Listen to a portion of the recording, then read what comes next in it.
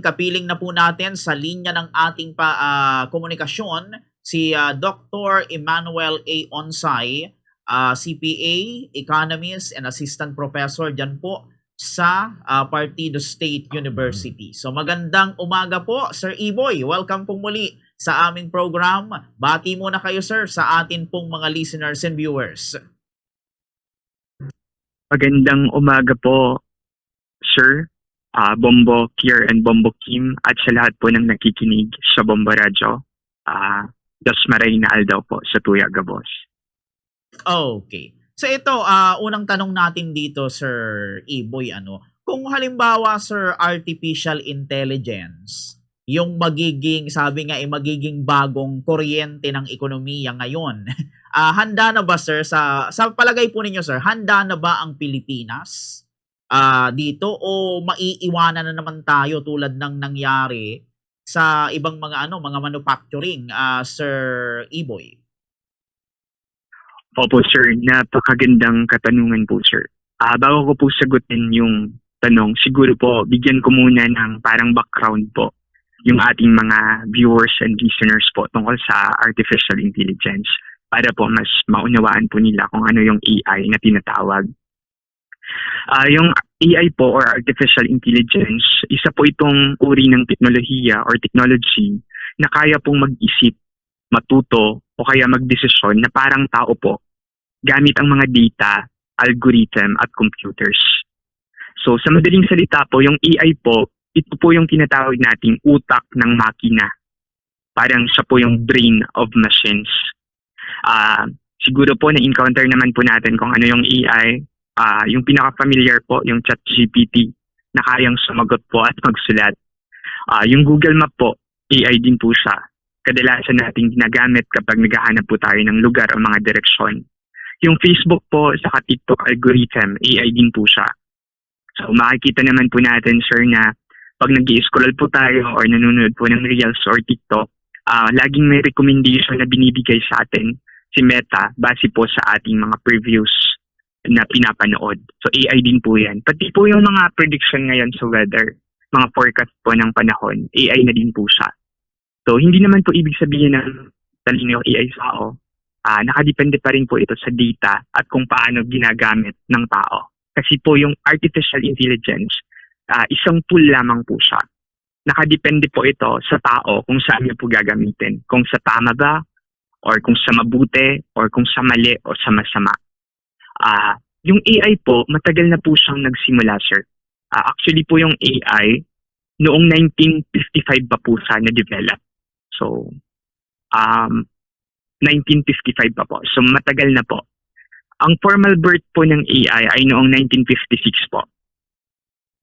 So, napakaraming bansa na po yung gumamit po nito, gaya po ng US, ng China, ng United Kingdom, Canada, Japan, Singapore, Taiwan. So, yung mga kadalasan pong gumagamit ay mga developed economies or developed countries. So, ngayon po, nagsisimula pa lang po siya sa Pilipinas. Although, ginagamit na din po siya sa bansa noon pang pagsapit pa lamang ng 2000, early 2000, pero hindi pa rin po fully developed or fully enhanced. So ngayon po nasa adoption phase pa lamang po tayo. Parang wala pa po yung tinatawag po nating full utilization. Kasi nga po may stigma pa, parang hindi pa po tanggap ng komunidad, pero sa katunayan po, napag-iiwanan na po tayo sa ngayon. As to kakayahan po ng Pilipinas kung kaya bang mag-adapt or makasunod, kaya naman po siguro. But it depends po sa ating mga resources, sa ating open-mindedness, kasi nga po, minsan hindi talaga tanggap pa siya. Yun po, depende din po sa support ng ating government at funding po. So yun muna po, sir. Okay. Yun. Sa mga panahon ngayon, Sir Iboy, syempre nasa computer era na tayo.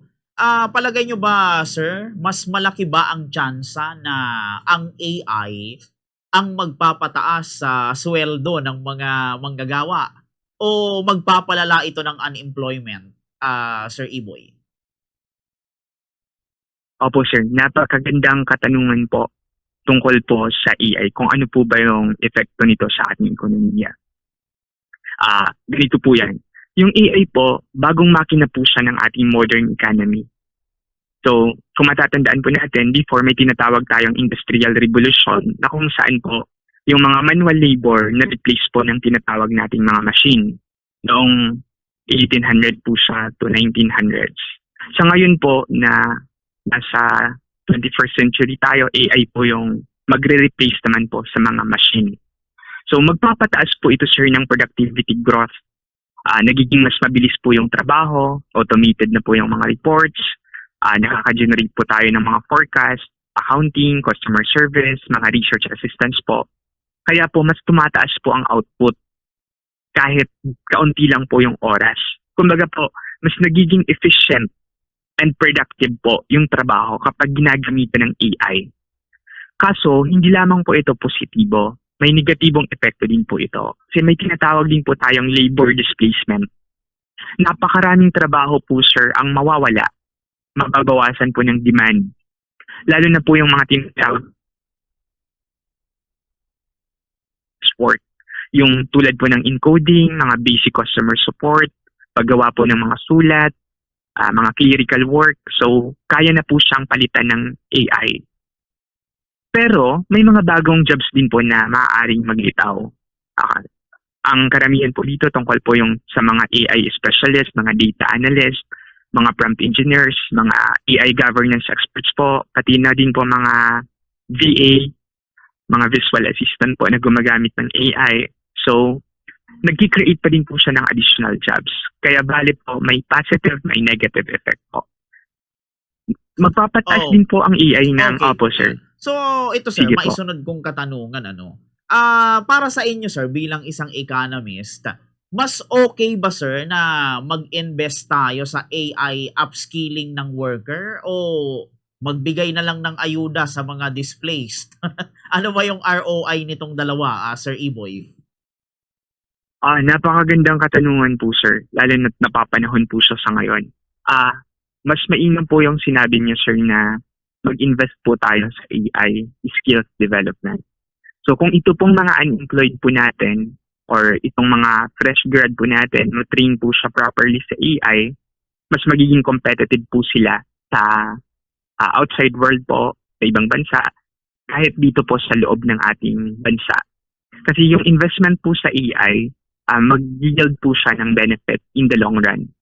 Napatunayan na po ito, sir, ng iba't ibang mga bansa na develop po. Gaya ng China, ng US, ng Canada. Pinaprioritize po nila yung AI. And part po ng curriculum nila, yung AI din. So, maliban sa pag-aaral po ng science, ng math, kasali na po sa curriculum yung AI. Kaya pinag-aaralan po talaga ito kahit estudyante po lamang. Pagdating po sa ekonomiya, dito na po papasok yung tinatawag po nating solo growth model. Sa solo growth model po or sa economic growth, ang nagdadrive daw po ng economic growth ay labor, yung mga kakayahan ng tao, yung capital po, yung pera, at yung technology. So sa technology po, dito papasok yung AI. So kasi po yung AI, technological progress po talaga siya. So in the long run po, kapag may technology, ayon kay Solo, isa po siyang ekonomista noong 1800s pa. So magpapataas po ito ng mas maraming economic output po. May tinatawag din po tayo, sir, sa economics po na creative destruction ni Schumpeter.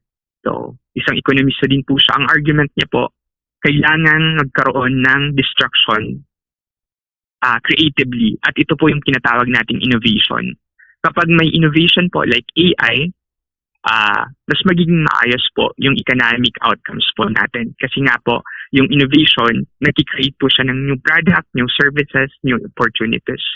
Pero may mga jobs din po na kailangan ma-maintain yung tinatawag nating humanity or creativeness. Tulad po sa arts, tulad po sa mga music, mga dance, mga painting. Kailangan po balansihin kasi po may tinatawag tayong authenticity. Hindi po dapat laging AI sa ganung larangan. Pero pagdating po sa science and technology, okay lang po talaga yung AI. Opo, iyon. Sa part naman Sir Iboy ng ng mga maliliit nating negosyante, especially sa mga MSMEs. Kung halimbawa ma-adapt nila yung 20 o kung ma-adapt ng mga MSMEs yung 20% ng MSMEs yung AI tools, mga AI tools. Sa tingin niyo sir, magkano kaya yung i-improve nito sa GDP ng Pilipinas, Sir Iboy? Opo, sir. Napakagandang katanungan po. Sabi ko nga, yung AI, tool po siya. So, pwede po siyang gamitin ng mga tao or kahit ng mga negosyo. Mas magiging mabilis po, sir, yung trabaho, mas tataas po yung productivity or output. So, kapag ganito po yung nangyari, mas mag-i-increase po yung ating gross domestic product. Kasi po yung gross domestic product, composition po siya ng consumption, ng investment po at ng government spending. So dito po sa investment, dito po papasok yung mga MSMEs po natin. Lalo na po kung ang mga MSMEs po natin engage sa mga negosyo po na directly pwede na pong applyan ng AI, mas magiging fruitful po yung kanilang mga labor. So positive po sir yung change na mangyayari sa media. Opo. At ito pa, Sir Iboy, bakit po kaya, Sir, parang mas mababa ang AI adoption rate sa Pilipinas compare sa ibang mga bansa like sa Vietnam, sa Japan, mga ganyan, Apo. Indonesia? Sir Iboy, ano kaya yung posibleng dahilan dito, Sir? Opo sir. Ah, Yun po. Medyo mabagal po yung adoption natin sa ating bansa or sa Pilipinas kasi unang-una po, ah kulang po tayo sa naging training sa AI. Noon pa man po. Kulang po yung mga nag-aaral sa atin ng AI. Kulang po yung naging appreciation po natin sa technology. Isa pa po, factor din po yung ating government. Yung ating government po, hindi po siya masyadong parang open po tungkol sa mga new technology as compared po relatively sa ibang bansa. Yung other countries po kasi, lagi po silang inclined sa technology. Pinaprioritize po nila yung research and development. Nag-aalat po talaga sila ng napakaraming pundo po pagdating sa innovation. While in fact, sa Philippines po, we focus po more sa infrastructure and yung sa mga physical asset po. So ito po yung pagkakaiba, sir, ng bansa po natin sa bansang Vietnam, sa bansang Myanmar, Taiwan at iba pa pong Southeast Asian or Asia-Pacific countries. Tayo po nag-i-invest lagi sa infrastructure. Tapos itong mga infrastructure po natin, minsan wala pang visible na outcome. Minsan po madaling masira, madaling mag-depreciate. Pero itong ibang bansa, nag-i-invest po sila sa innovation po, sa mga research po talaga. Itong mga research na to, nakaka-generate po ng mga new knowledge na nagiging input po sa tinatawag nating artificial intelligence. Kaya mas nagiging mas advanced po sila. Yun po, kulang budget, kulang government support po, at yung tinatawag din po nating stigma. May case po kasi na yung mga Pilipino, parang perfectionist po sila. Hindi naman lahat. Pero karaniwan po sa mga Pilipino, parang may ego po sila or yung tinatawag po natin parang perfectionist po. Naakala po nila yung AI po ay masama. Kasi yun po yung kanilang perception. Akala po nila yung paggamit ng AI, dishonesty siya o kaya po ikakasama talaga ng buhay or ng mga tao. While in fact po, mas maraming positibong epekto yung AI. So ito po yung siguro sa behavioral approach din po ng mga Pilipino. Ang AI po, para lang siyang calculator. Noong unang panahon po, nang inintroduce ang calculator, napakaraming accountants din ang nag-alma. Kasi sabi po nila, mas matalino sila kaysa sa calculator. Kaya nilang mag-compute ng mano-mano. So parang ganun din po yung nangyayari sa ngayon. Nang inintroduce po sa atin ang AI, marami din ang nagre-react kasi kaya naman po nila kahit walang AI. So ito po yung mga kailangan po nating balansehin sa ngayon po. Yun po muna, sir. Opo. Yun. So ito, Sir Iboy, isang tanong na lang, sir, bago ko ipasa kay Bombo Kim ang opportunity na makapagtanong din po sa inyo. Ito sir, kasi Apo. yung mga AI tools na to, syempre, may mga kaukulang bayad ito and siguro napakamahal nito, Sir Iboy. Ngayon sir, kung halimbawa yun nga po, mahal yung mga AI tools at data, palagay nyo sir, lalala kaya yung inequality natin? And paano po ba sir maiiwasan na 10% lang yung makikinabang, Sir Iboy? Napakagandang katanungan po, sir. Magkakaroon po talaga ng inequality. Kasi unang-una po, Maliban sa paggamit ng AI, may malaking inequality na po tayo pagdating sa economic status, poverty at income. Alam naman po natin, hindi talaga pantay yung distribution po ng wealth sa bansang Pilipinas. Marami po yung nasa lower income group, yung tinatawag po nating bottom or poor. Mas kaunti lang po yung nasa upper. So dito pa lang po may inequality na. Pagdating po sa AI, mas marami po talaga yung hindi makaka-afford. Marami po yung hindi makaka-access. Marami po yung kadalasan po sa AI, may bayad po talaga. Pero may mga AI din po na kailangan lang po nating i-explore na libre naman po. Pero kapag libre, usually po limited yung feature. Parang hindi ka makakagamit ng mas marami kumpara sa premium user. So dito po magkakaroon ng inequality. Kapag nagkaroon po ng inequality, nangangahulugan po na may mga taong mauuna sa paggamit ng AI, may mga mauhuli naman po. Mas may magbe-benefit at may mga maiiwan pa rin po. So dito na po papasok yung kailangan po magsuporta talaga ang ating gobyerno. In the near future po, kailangan matrain ang mga Pilipino pagdating sa AI. Kasi ito na po talaga yung trend. Kung hindi po sasabay ang Pilipinas, maiiwan po tayo. At hindi lang po gobyerno yung dapat magsuporta. Pati na rin po yung mga private sector, private agencies po, yung mga private companies po natin, kailangan mag-invest po talaga sa AI development para makasabay po tayo sa ibang bansa sa globalization kasi bahagi po tayo ng mas malaking ekonomiya po. So, yun po muna, sir. Okay, yun. So dito, Sir Iboy, ibibigay ko naman ng pagkakataon kay Bombo Kim para makapagtanong din po sa inyo. Bombo Kim? Ayun po, good morning po ulit, Sir Iboy. Bombo Kim po ito. And ito naman po yung may mga few questions sa my turn po siguro bago ko ipasa muli kay Bombo Kim yung mga pagtatanong. Siguro, sir, balikan ko lang po yung sinabi mo na may stigma po tayong mga Pilipino when it comes sa magiging function ng AI. Yung nagiging masama po yung kumbaga pagturing o pagtingin natin. Sa tingin niyo, sir, masasabi ba natin na ito yung nagli-lead mismo kung kaya nami-misuse natin o hindi natin gaano na-explore yung parang mas magiging advantage po ng paggamit ng AI sa ekonomiya at industriya? Opo, sir. Good morning po, Bombo King. Napakagandang katanungan po. Yun po talaga, sir, yung perspective po natin bilang mga Pilipino.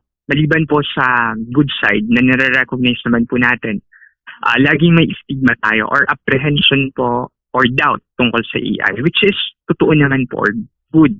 Kasi nga po, may mga negatibong epekto din po talaga yung AI. So for the context po, para din po sa ating mga listeners, pwede ko pong banggitin yung mga negatibong epekto ng AI.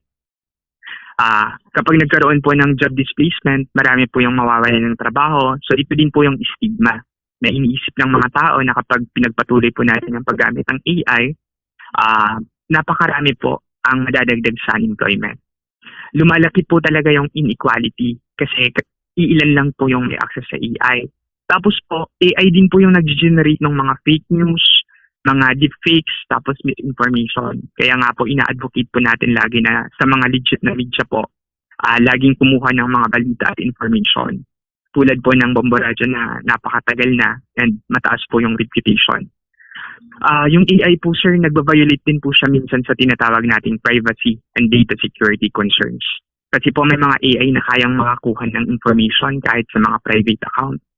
Tapos, kapag naging dependent po tayo sa technology, usually po, nagdo-drawback din po ito kasi minsan, di ba, halimbawa po may bagyo, biglang nag-burn out. So, napaparalyze po yung ating investment or business sector kapag high reliance po tayo sa technology. Nagiging bias din po yung AI, depende po sa data input. So, mapapansin naman po natin yung AI ng iba't ibang bansa. Kapag tinanong po natin tungkol sa isang input, magkakaiba po yung pananaw nila or paliwanag. Kasi nga po, may bias din ng AI, depende po sa input na data. Tapos, pagdating naman po sa education, risky po ito sa ethics po natin. Dishonesty at misuse, lalo na sa research, sa essays, sa apprehension ng mga Pilipino. Bakit po ganito yung hindi fully pag-utilize po natin? Kumbaga, mabagal po yung pag-utilize kasi nga po may apprehension po tayo. Pero ang masasabi ko po, siguro sa side ng economics, ang AI po is neither good or bad. Ay, neither good nor bad. Tool lang po talaga siya. Kung ano man po yung magiging outcome ng AI, nakadepende po yan sa atin.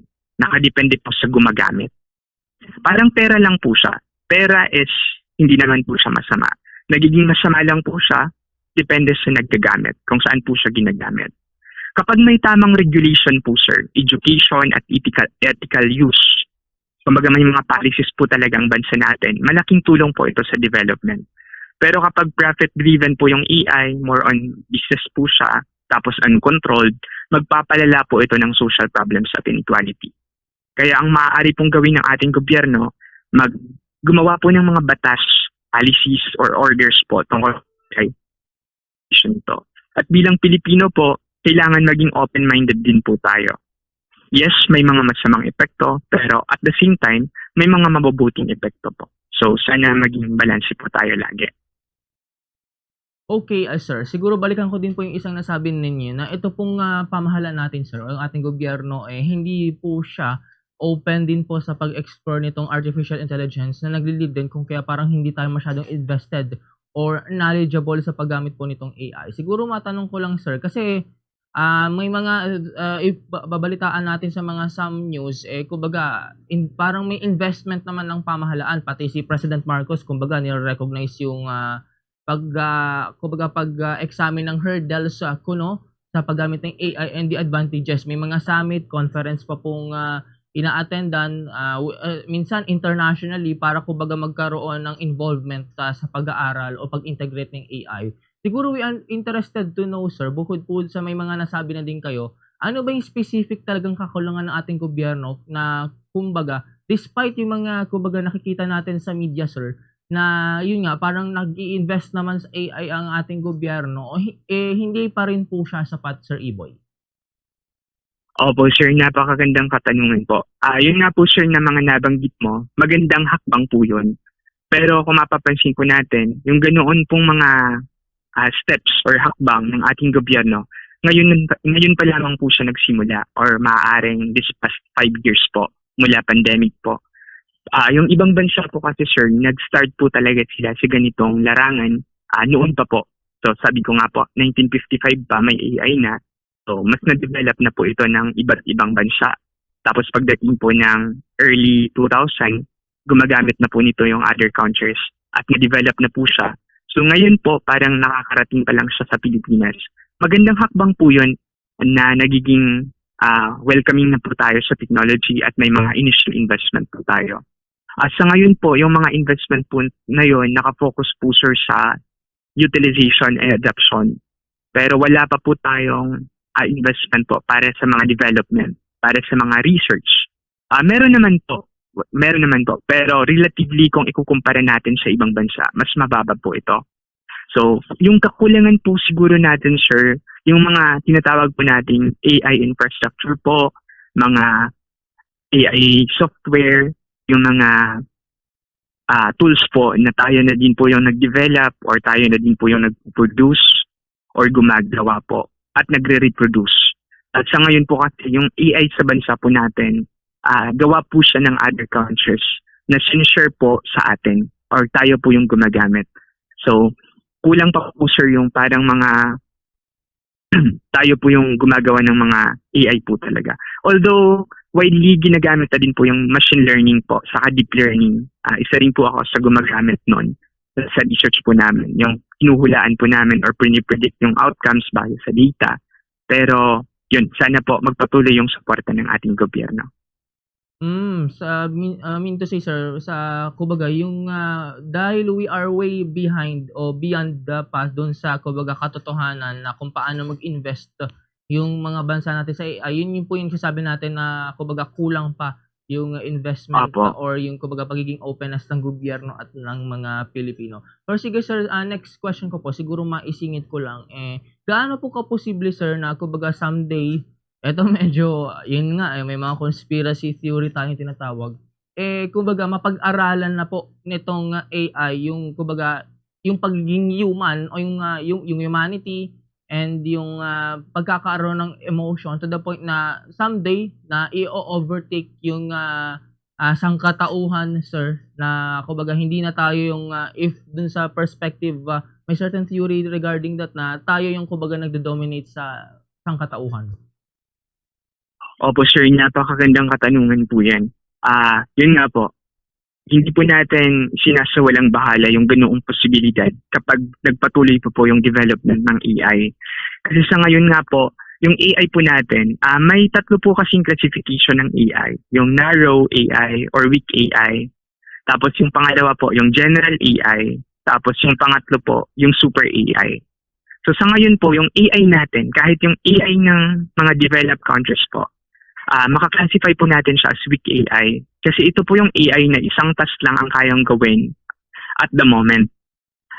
Mga example po ng weak AI, yung ginagamit po natin ngayon, ChatGPT, Siri, or Google Assistant, Netflix, TikTok algorithm, ito po yung mga weak AI. Tapos mga AI weather forecasting. So sa ngayon po, ang tawag po natin ay weak AI. Pero kapag nakausap natin yung AI, parang ang talino na or ang bilis na. Sunod po yung generative AI. Napakaraming tayong gawing intellectual task po ito.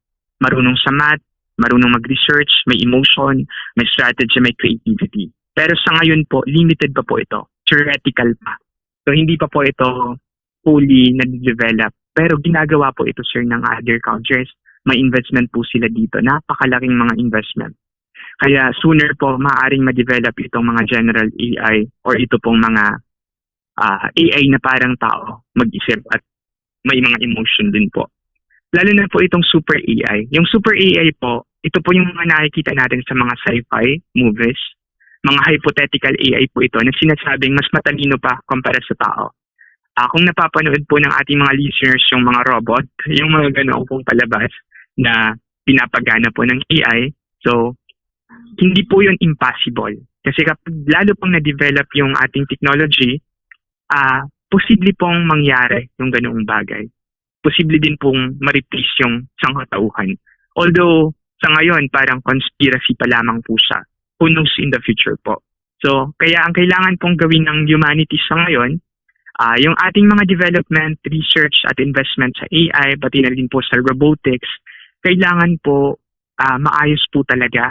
And then, may mga policies po and rules. Tapos yung mga programming po, may control. Kasi kung wala po, posibleng mag-yield sa mga ganito. Although sa ngayon parang kwento lang siya. Pero I believe po na hindi ito imposible. Sir, siguro ito second to the last question ko na lang po. With regards sa yung mismo pong nagpo-fuel sa AI, which is water. Hindi naman makakailan na sir, tubig po. And yun nga, may mga joke nga sir na kapag gumagamit ng AI for especially mga walang kapararakan na bagay, sinasabi, nagsasayang lang kayo ng tubig. Pero sir, siguro matanong ko lang po sa perspective niyo sa pag bilang isang ekonomista sir, paano po ba natin kumbaga malilimit o ma-regulate yung paggamit ng AI to the point na hindi natin na kumbaga maa-access yung tubig as its source na nangangailangan na nga din yung mga tao ng tubig as one of the primary source and may other means ba sir na kumbaga mapagkunan ng source of energy aside sa water? Yun po sir. Medyo technical po itong part na to. Pero yun po yung positibo at positibong system po sa AI.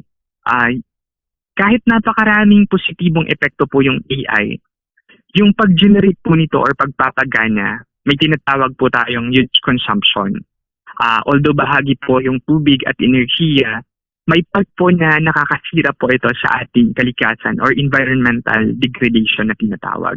Napakarami din pong researcher, lalo na po sa field ng environmental science at ng natural science, na kontra po sa AI development at research. Kasi nga po, yung input sa AI nakakasira po ng kalikasan. And hindi rin po ito parang sustainable in the future. Kasi kapag nawala po yung source or nalimitahan po yung inputs, magkakaroon po ito ng drawback din sa technology at pati na po sa lahat ng sektor na gumagamit nito. So yun po yung negatibo or drawback po ng ganitong sistema.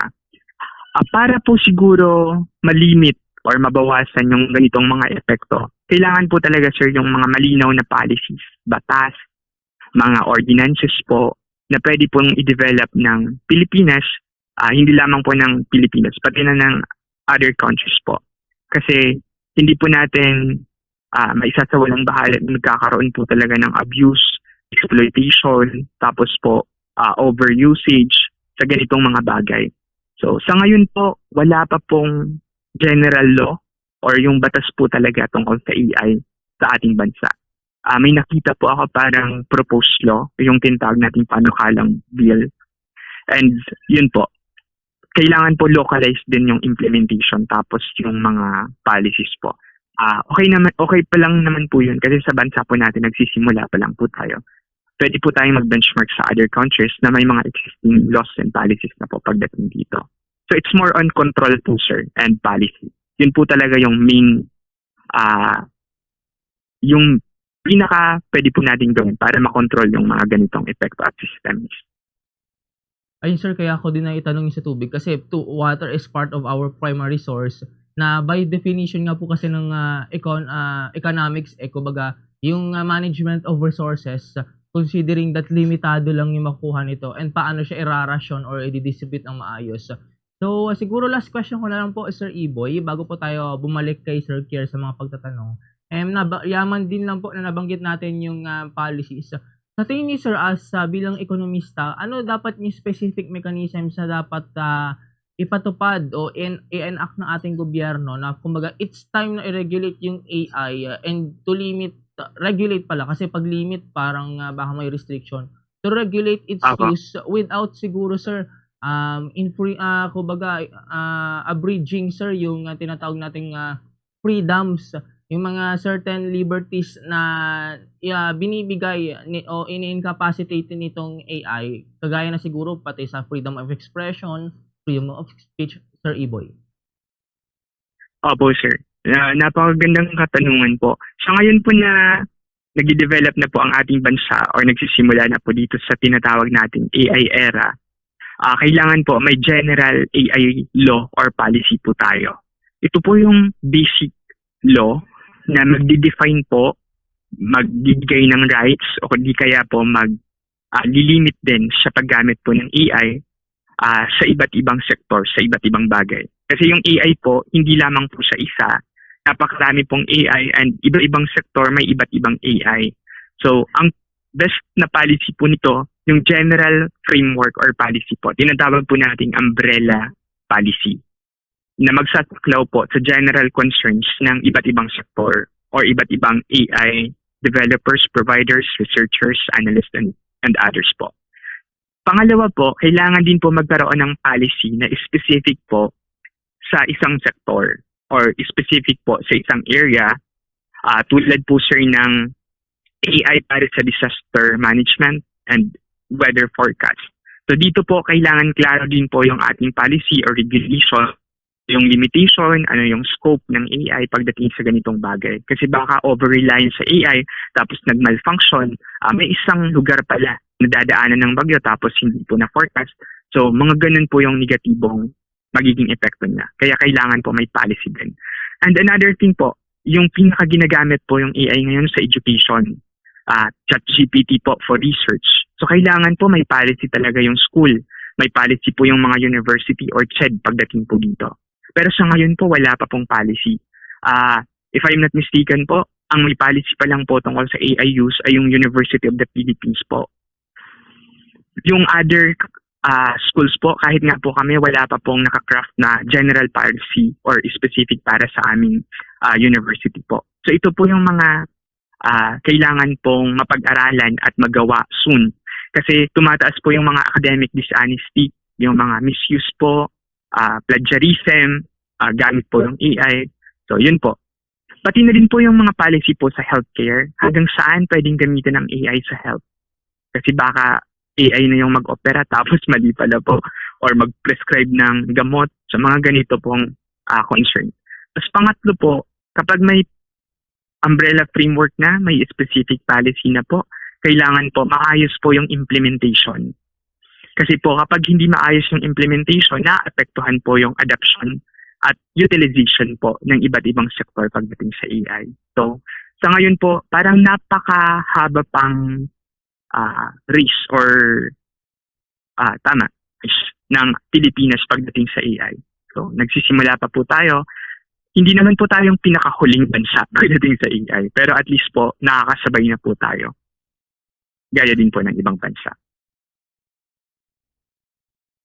Ayun sir, with that po, thank you sir sa comprehensive answer sir. And with that po, ipapasa ko na ulit kay Bombo Kier yung mga questions, Sir Iboy.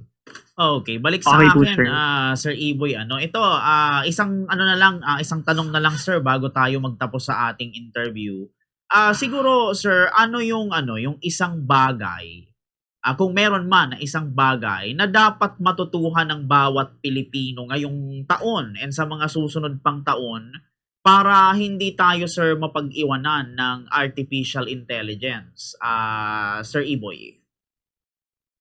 Po sir, napakagandang katanungan po. Siguro babanggitin ko din po or sasabihin ko yung sinabi po sa akin ng mentor ko from UP pagdating po sa AI. Wag po tayong matakot sa AI kasi hindi po tayo papalitan ng AI.